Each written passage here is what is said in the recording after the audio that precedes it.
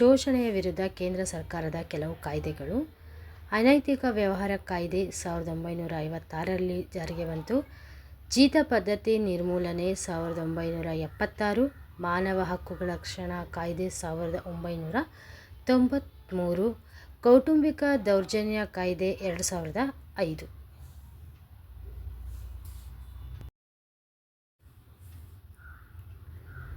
ಕನಿಷ್ಠ ಕೂಲಿ ಕಾಯ್ದೆ 1948. ವರದಕ್ಷಿಣಾ ನಿಷೇಧ ಕಾಯ್ದೆ 1961. ಸತಿ ನಿಷೇಧ ಕಾಯ್ದೆ 1987. ಇವು ಕೇಂದ್ರ ಸರ್ಕಾರದ ಕಾಯ್ದೆಗಳು. ಶೋಷಣೆಯ ವಿರುದ್ಧ, ಶೋಷಣೆಯನ್ನು ಮಾಡಬಾರ್ದು ಅನ್ನೋಕ್ಕೋಸ್ಕರ ಈ ಕಾಯ್ದೆಗಳನ್ನು ಸರ್ಕಾರ ಜಾರಿಗೆ ತಂದಿದೆ.